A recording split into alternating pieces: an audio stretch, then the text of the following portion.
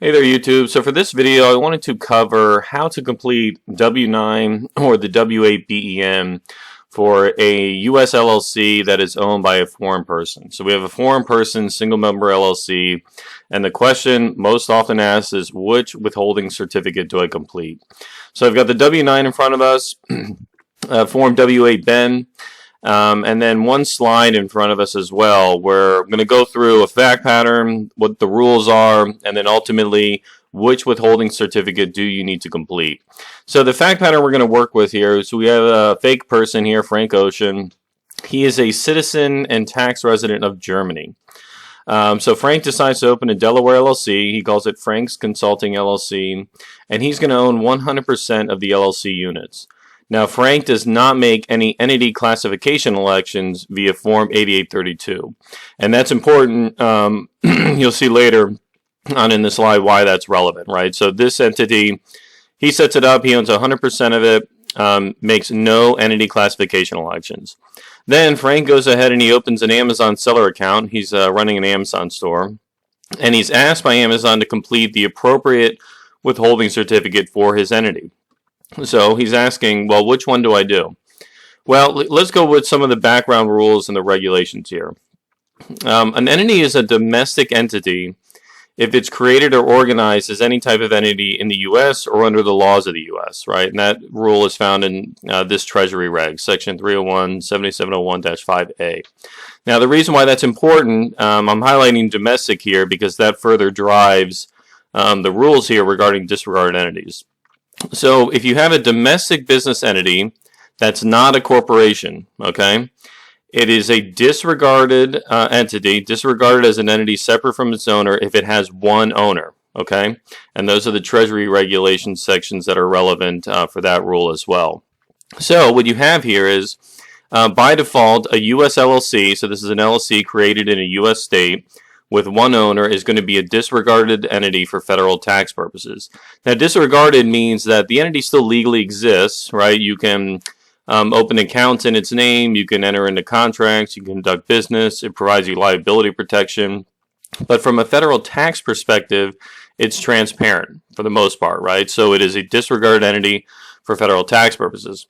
Now, with the Form W-9 withholding certificate, this is completed by what is considered a U.S. person only, okay? So that's individuals who are U.S. citizens or resident aliens, a U.S. partnership, a U.S. corporation, or a company or association that's created in the U.S., okay?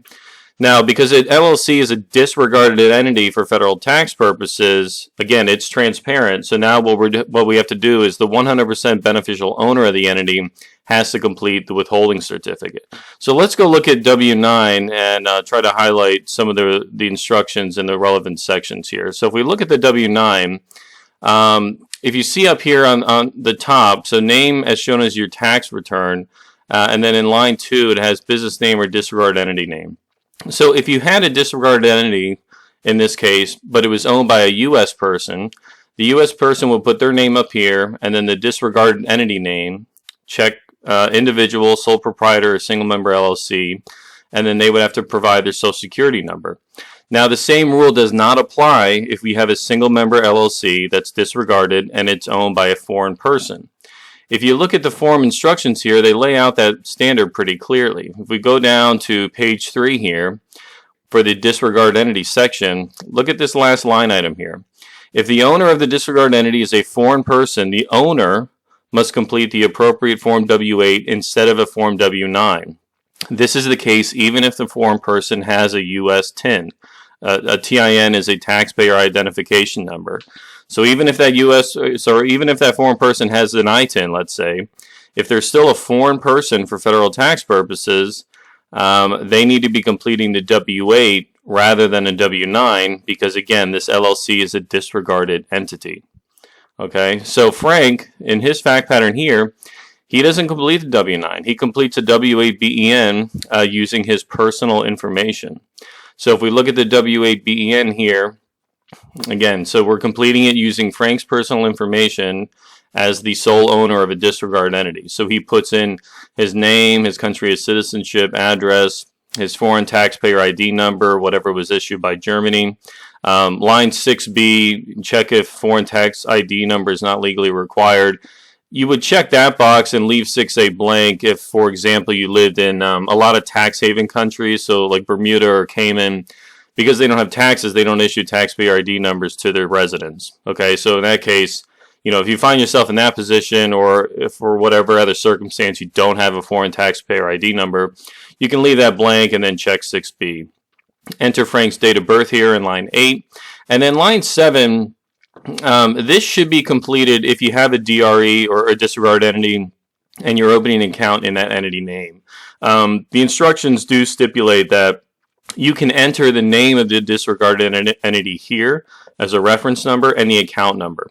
And that just communicates to the person that, or the company that asks you for this information, that says, hey, look, I set up a disregarded entity. I still want to open the account in the entity's name, but I'm completing W-8BEN because I'm a foreign person. I'm not U.S. So I've got my LLC name, and you could put the account number. Let's say if it's a bank account you're opening or your Amazon seller account number, you could put that in there, and that will help the recipient be able to figure out that, okay, you're the owner of this entity and that's the account number, so I can put this with the appropriate file.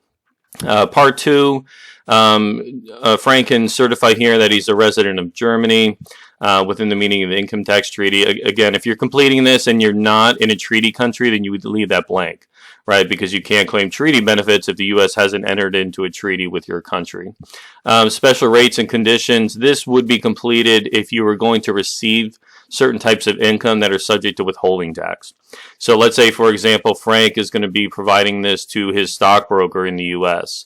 He might want to claim treaty benefits to get a reduced rate of treating on dividend income, right? The standard withholding rate for U.S. dividends is 30%. Under the German treaty, he can get a lower rate by being a German tax resident and qualifying as a resident under this treaty. And then so at the bottom here, Frank should read the certification, make sure everything is accurate and complete here. Certify, check the box there, sign and date it, and then provide this to whatever withholding agent is asking for that information.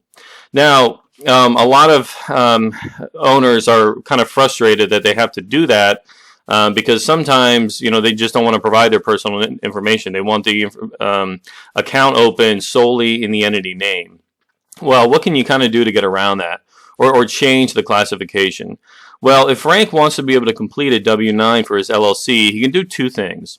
The first thing he can do is file an entity classification election via Form 8832 to treat the entity as a corporation, right? So now, once the LLC becomes a domestic corp, it is a U.S. tax resident, so it's completing a Form W-9, regardless of the tax residency of the shareholders.